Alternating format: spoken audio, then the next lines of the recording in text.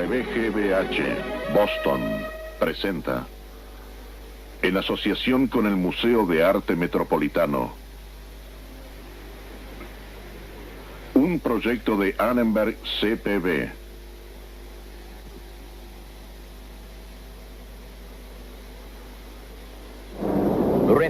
Reforma, reacción, nuevos dogmatismos, nuevos pragmatismos. Europa se hallaba inquieta, especialmente en las ciudades. La imprenta difundió nuevas ideas y los artistas se volcaron a temas laicos y de la vida diaria. Hoy, en la tradición de Occidente, el nacimiento de la clase media.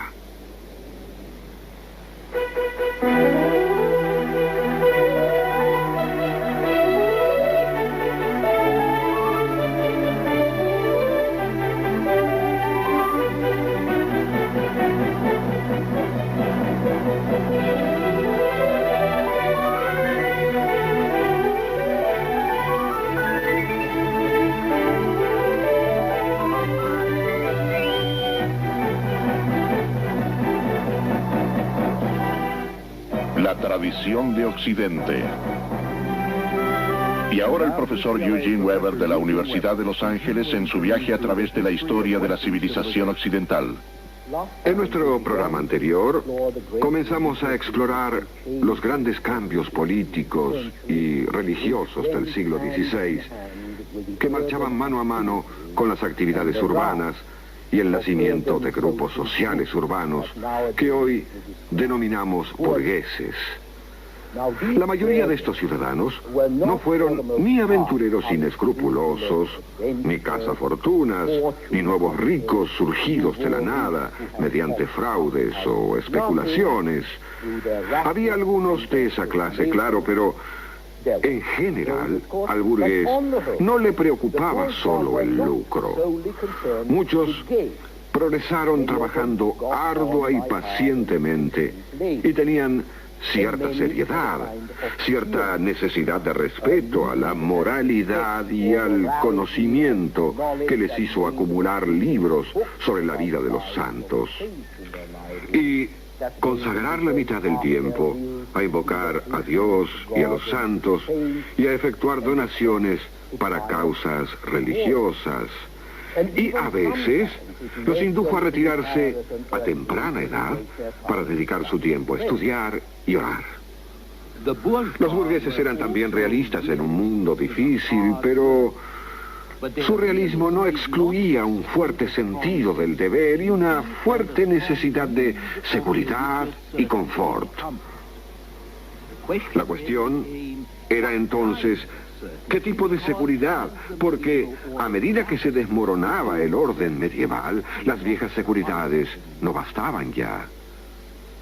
Recuerden que los burgueses eran mercaderes, negociantes, viajantes, que veían y comparaban a mucha gente y muchos lugares y que obtenían de su experiencia un sentido de relatividad, de valores relativos. Y como manejaban en gran medida el dinero y las cosas materiales, desarrollaron también un sentido de precisión, de exactitud y sobre todo, quizá, de soluciones prácticas. Leyeron a los antiguos y de ellos obtuvieron la idea de una religión que era clara, razonable y razonablemente humana. ¿Y qué clase de religión les ofrecía la iglesia oficial? La gente simple tenía sus santos y el fuego del infierno. La gente más educada tenía acceso a servicios eclesiásticos, a veces rutinarios, puramente formales. Y cuando miraron más allá, descubrieron a teólogos que escribían libros para otros teólogos. Esto era parte del problema. En cierta forma, la Reforma Protestante fue menos una revolución contra la corrupción que contra la condescendencia. El argumento básico de los teólogos era que el dogma estaba más allá de la comprensión de la razón. Y por lo tanto, los fieles debían aceptar este hecho y aceptar el dogma sin tratar de comprenderlo. En esto había una aridez, una sequedad del espíritu, contra la cual los reformistas combatieron, tanto como combatieron a las supersticiones populares.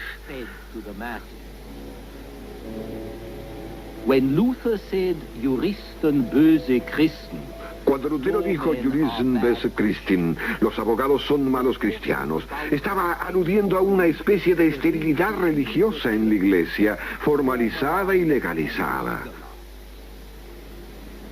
Esta no era la clase de teología que se adecuaba a los nuevos hombres de la ciudad que crecían en número e importancia, que desarrollaron una nueva conciencia de grupo y un gusto por la claridad y la lucidez, leyendo a los antiguos y a los humanistas como Erasmo.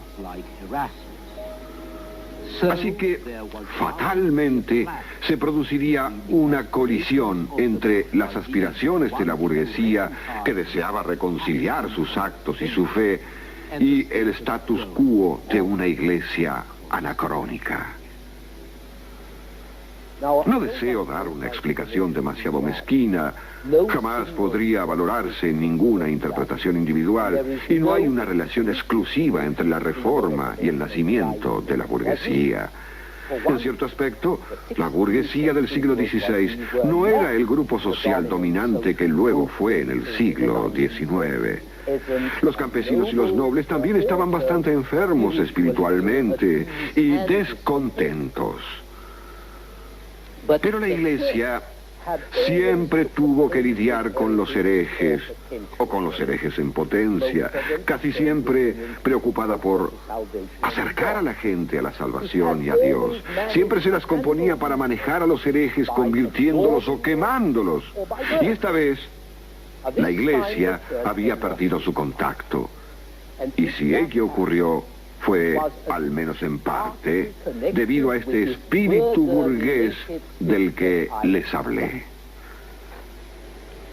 La lucha entre la Iglesia y la burguesía era cada vez mayor, tanto más porque casi todo el clero, especialmente los teólogos, no conocían ni les importaban demasiado los temas de la época. Vivían entre ellos y cerraban sus ojos a todo, excepto los asuntos internos de la Iglesia.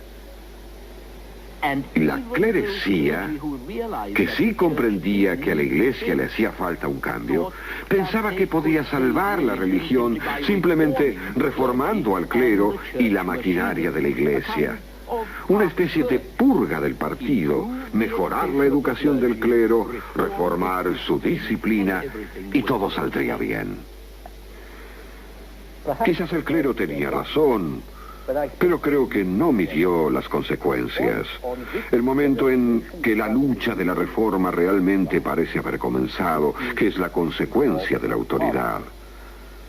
Los hombres de una cierta edad y las instituciones en general imaginaban la reforma sencillamente como si se tratase de hacer ajustes al repositorio de la autoridad, al clero, y creyeron que con eso bastaría. Los hombres más jóvenes, en cambio, querían demostrarles a ellos el derecho y la naturaleza de la autoridad misma. Esta era la diferencia básica por la cual se produjo la reforma. Y la reforma esencialmente brindó a los burgueses dos cosas aparte de otras que la Iglesia no había otorgado. Una, que la Biblia no estuviese escrita en latín, sino en el idioma corriente, para que todos pudiesen leerla. Y la segunda, la idea de que la absolución mediante la fe, la idea de que solo la fe absuelve y salva al creyente, y no los numerosos rituales y prácticas de la Iglesia. Estas ideas no provinieron de Martín Lutero en 1517, ni de Juan Calvino, teólogo francés y reformista desterrado de París en 1528 por sus enseñanzas protestantes. Las ideas ya habían estado allí antes, en el pensamiento, en el anhelo de muchos. Esto condujo a su vez a nuevas traducciones de la Biblia al idioma vernáculo, que fueron luego puestas en manos de los fieles sin cortes, ni reservas, ni censura previa de los intérpretes. Esto brindó a la gente de la época dos novedades. La primera, un Dios humano viviente, y la segunda, una transformación radical del concepto total del sacerdocio. La gente deseaba acercarse más a Dios y a Cristo, pero sentían que se les mantenía a distancia, que se les apartaba para impedir el diálogo directo entre creyente y redentor.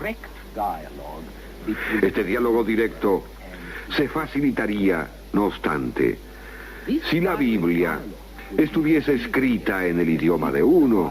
Así uno podría leerla en su propia casa. Pero eso representaría un diálogo en el cual el sacerdote estaría ausente, o al menos subordinado, o resultaría no deseado, y algunas veces hasta molesto. El hecho es que cada vez estos burgueses se subieron a la cima gracias a su esfuerzo personal, por dotes y méritos propios, que lucharon por avanzar y lograron un éxito que sabían solo debían a ellos mismos. No deseaban la mediación o intermediación sacerdotal. Eran respetuosos con sus superiores sociales o espirituales, pero poseían un nuevo orgullo y un nuevo sentido de la responsabilidad que los alentó a cuestionar a la mayor parte de las autoridades, salvo las más altas.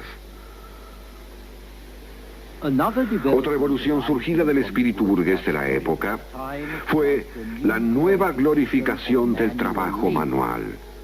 Y esto también influyó en la actitud de estos nuevos hombres hacia la Iglesia.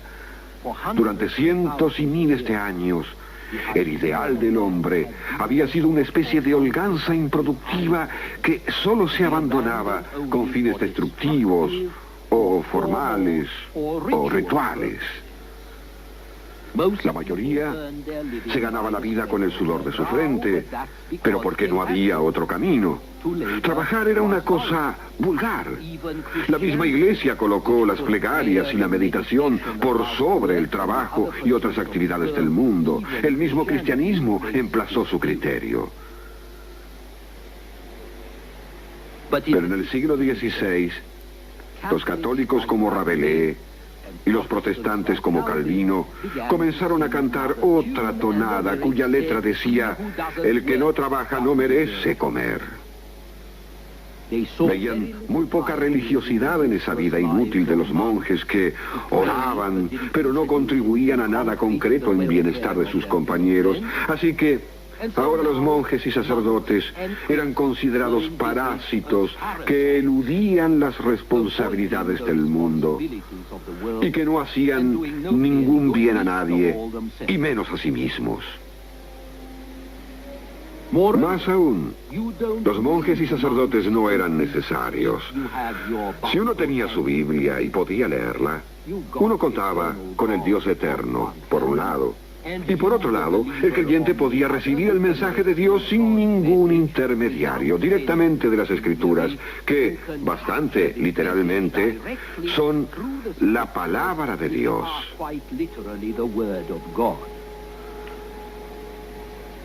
Hay una dialéctica profunda y subversiva en Martín Lutero, quien tradujo la Biblia en esta edición alemana, aseverando que cada cristiano es un sacerdote y cada creyente es su propio sacerdote.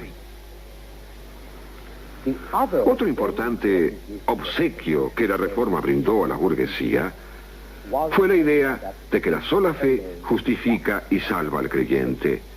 Y lo que aquí debemos entender es que la fórmula de la absolución mediante la fe, por lo que tanta gente aceptó la persecución y la muerte, más que una fórmula teológica, era una fórmula psicológica. Ofrecía dos cosas. Ante todo, atacaba a la mística católica reinante sobre la absolución mediante tareas, no solo buenas tareas, como buscar adeptos, no solo mediante pago, sino también con la mortificación personal, el castigo corporal, el rechazo de la vida activa, etc. Todos estos valores que triunfaron con el nacimiento del cristianismo y del monaquismo, luego de que la civilización mediterránea se derrumbase 10 o 12 siglos antes, todo esto ahora fue rechazado por la Reforma en una reevaluación radical de la vida, del mundo, del cuerpo, y por una reevaluación de actividades en todas estas esferas. Actividades para mayor gloria de Dios, claro, pero también para gloria y empleo de las cosas que Dios creó, que no debían ser despreciadas o puestas de lado demasiado a la ligera. Y aun cuando algunos protestantes se convirtieron en puritanos con tendencia a renunciar o rechazar los placeres de la vida y de la carne, una postura bastante parecida a cierta tradición católica de santidad, aún así, el puritano representaba un tipo de personalidad diferente. Los católicos y los protestantes quizás sigan aún de acuerdo en que el mundo era un lugar terrible y que lo único que contaba era la salvación, pero los católicos en general preferían ser tranquilizados por una iglesia paternalista que les daba acceso a la salvación, o al menos intercedía por ellos, mientras que los protestantes insistían en que uno debía forjarse su propia salvación, que debía hacerlo solo. Y esto calzaba perfectamente con el nuevo espíritu urbano, emprendedor y pragmático.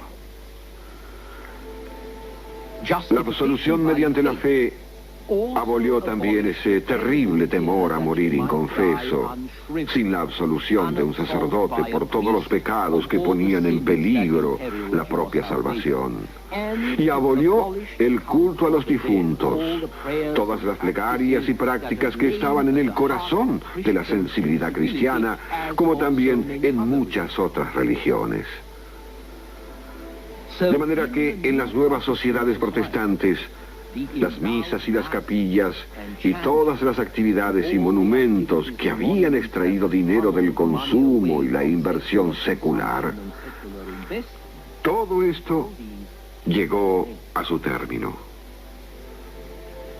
La casa del Señor cambió el esplendor por sobriedad.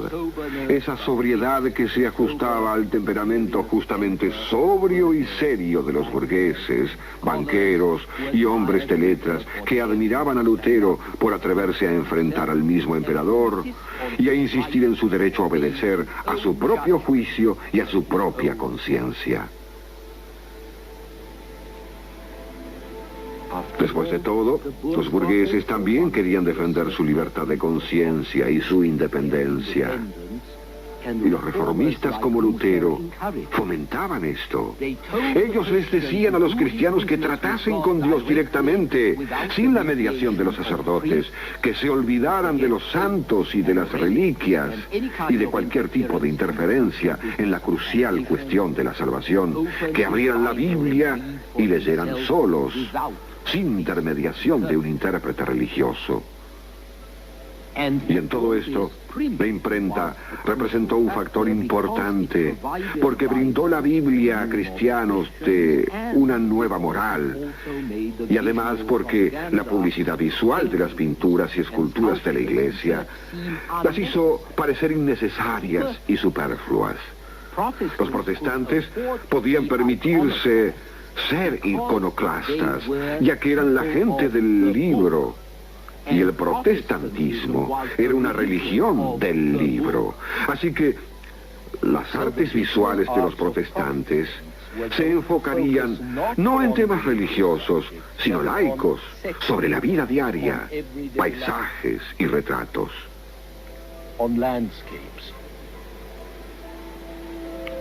Este es un autorretrato de Jerónimo Bosch, pintor místico y moralista, que murió justo antes de que Lutero clavara su tesis en la puerta de la capilla de Wittenberg.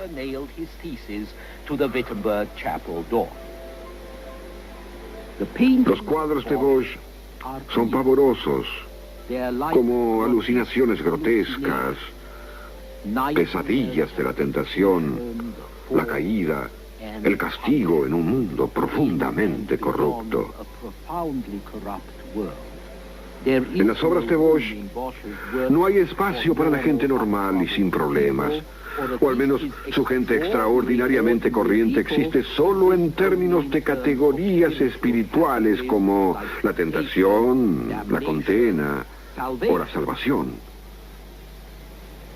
En la época de Pedro Bruegel, que vivió de 1525 a 1569, y que fue contemporáneo de Juan Calvino, las cosas cambiaron bastante radicalmente. Las pinturas de Bruegel son casi todas paisajes o escenas de la vida campesina.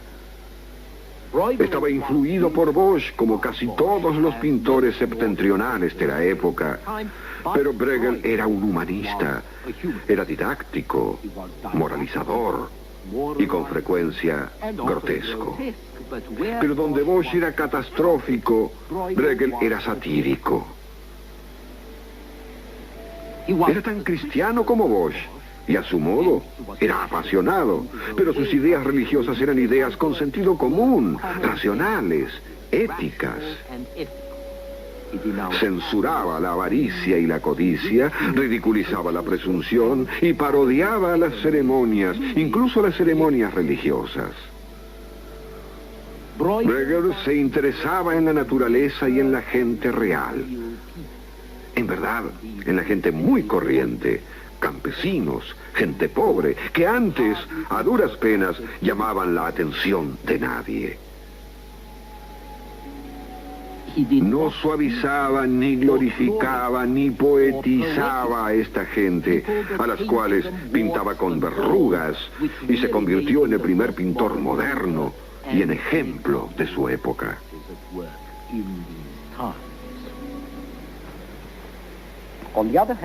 Por otra parte, es interesante destacar que el protector más importante de Bruegel fue un cardenal y también los príncipes que gobernaron a Bélgica, porque Felipe II admiraba tanto la obra de Bruegel que hoy el mejor lugar para contemplar sus pinturas es el Museo de la Corte en Viena. Aún así, en su lecho de muerte, le dijo a su esposa que quemara todas las pinturas que le quedaban por miedo a tener dificultades.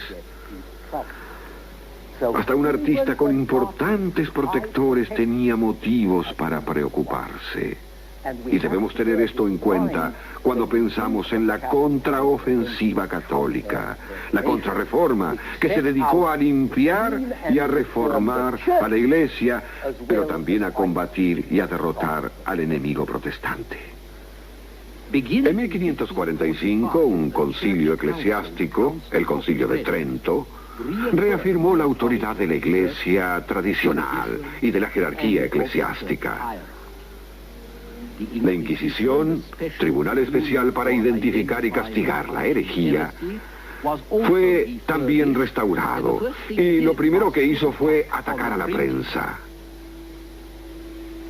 La primera lista de libros prohibidos apareció en 1559, libros que era mejor quemarlos que leerlos. Y luego hubo un catecismo, un libro de preguntas y respuestas, delineando lo principal del credo, adecuado para todos los cristianos católicos, y una Biblia aprobada, la Vulgata, escrita en latín. También se creó la Nueva Compañía de Jesús, fundada por un caballero español, Ignacio de Loyola, que vivió de 1491 a 1556. A Loyola le fascinaban los ideales caballerescos, y para él servir a Dios era una especie de mandato sagrado. Los jesuitas eran una versión actualizada del atleta cristiano, muy entrenado en el plano intelectual, como también en el espiritual. Flexibles, adaptables, disciplinados y autodisciplinados. Literatos, cultivados, sujetos a una fuerte autoridad central.